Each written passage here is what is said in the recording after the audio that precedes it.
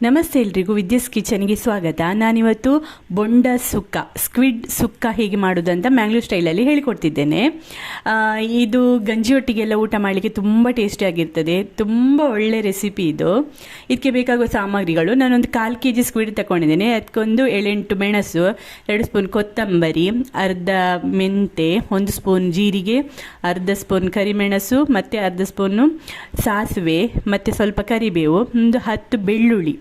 ಇದನ್ನು ತುಪ್ಪದಲ್ಲಿ ಹುರಿಬೇಕು. ಆನಂತರ ತೆಂಗಿನಕಾಯಿ ಒಂದು ಅರ್ಧ ಹಿಡಿಬೇಕು, ತೆಂಗಿನಕಾಯಿ ಮತ್ತು ಸ್ವಲ್ಪ ಹುಳಿ, ಹಳದಿ, ಇದೆಲ್ಲವನ್ನು ತುಪ್ಪದಲ್ಲಿ ಹುರಿಕೊಳ್ಬೇಕು. ಫಸ್ಟ್ ನಾವು ಈ ಮೆಣಸನ್ನೆಲ್ಲ ಹುರ್ಕೊಳ್ಳುವ. ತುಪ್ಪದಲ್ಲಿ ಹುರ್ಕೊಂಡ್ರೆ ಅದು ಡಿಫ್ರೆಂಟ್ ಟೇಸ್ಟ್ ಬರ್ತದೆ ಅದಕ್ಕೆ. ಇದನ್ನು ನೋಡಿ, ತುಂಬ ಸಿಮ್ಮಲ್ಲಿಟ್ಟು ಕಾಯಿಸ್ಬೇಕು, ಆಯಿತಾ. ಆನಂತರ ಈ ತೆಂಗಿನಕಾಯಿಯನ್ನು ಸಹ ಹಾಗೆ ತುಪ್ಪ ಹಾಕಿ ಸ್ವಲ್ಪ ಅದನ್ನು ಒಂಚೂರು ಫ್ರೈ ಮಾಡಿ, ಅದನ್ನು ಅಲ್ಲೇ ಸ್ವಲ್ಪ ಮಾಡಲಿ. ಮತ್ತು ಅದನ್ನು ನಾನು ಇದನ್ನು ಮೆಣಸು ಇದನ್ನೆಲ್ಲ ಹುಡಿ ಮಾಡ್ಕೊಳ್ಳಿ.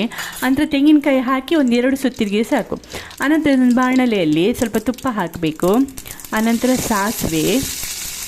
ಸ್ವಲ್ಪ ಸಾಸಿವೆ ಹಾಕಿ, ಕರಿಬೇವು ಹಾಕಿ, ಆನಂತರ ಒಂದು ನೀರುಳ್ಳಿಯನ್ನು ಹಾಕಿ ಸ್ವಲ್ಪ ಕಾಯಿಸಿದರೆ ತುಂಬ ಕಾಯಿಸೋದಲ್ಲ, ಸ್ವಲ್ಪ ಮೀಡಿಯಮ್ ಕಾಯಿಲಿ. ಈ ಹೊತ್ತಿಗೆ ಬೇಕಾದರೆ ನಮಗೆ ಉಪ್ಪು ಸಹ ಸ್ವಲ್ಪ ಹಾಕ್ಬೋದು, ಆಗ ಸ್ವಲ್ಪ ಬೇಗ ಕಾಯ್ತದೆ. ಇದು ಸ್ವಲ್ಪ ತುಪ್ಪದಲ್ಲೇ ಸ್ವಲ್ಪ ಕಾಯಲಿ. ಆನಂತರ ಇದು ಕಾದ ನಂತರ ನಾವು ಏನು ಬೊಂಡಸ್ ಇರ್ತದಲ್ಲ, ಸ್ಕ್ವಿಡ್ಡನ್ನು ಅದಕ್ಕೆ ಅದರ ಒಟ್ಟಿಗೆ ಬೇಯಲಿಕ್ಕೆ ಬಿಡಬೇಕು. ಸರಿಯಾಗಿ ಅದು ನೀರುಳ್ಳಿ ಒಟ್ಟಿಗೆ ಬೇಯಬೇಕು. ಸ್ವಲ್ಪ ಉಪ್ಪು ಹಾಕ್ಕೊಳ್ಳಿ. ಉಪ್ಪು ಹಾಕ್ಕೊಂಡು ಚೆನ್ನಾಗಿ ಕಲಸಿ ಸ್ವಲ್ಪ ಅದು ಅದರಲ್ಲೇ ಬೇಯಲಿ. ಸರಿಯಾಗಿ ಮಗುಚ್ಕೊಳ್ಳಿ. ನೋಡಿ, ಈಗ ಬೆಂತ ಬಂತು. ಈಗ ನಾನು ಕಡ್ದಿಟ್ಟ ಮಸಾಲೆ ಉಂಟಲ್ಲ, ಇದನ್ನು ಫುಲ್ಲು ಇದಕ್ಕೆ ಹಾಕಬೇಕು.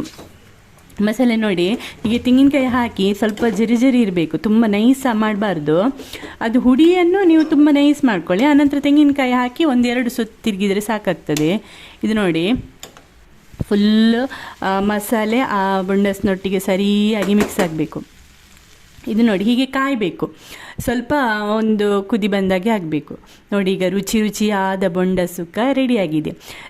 ನೋಡಿ, ಟ್ರೈ ಮಾಡಿ, ಸಬ್ಸ್ಕ್ರೈಬ್ ಮಾಡಿ, ಲೈಕ್ ಮಾಡಿ. Thank you so much.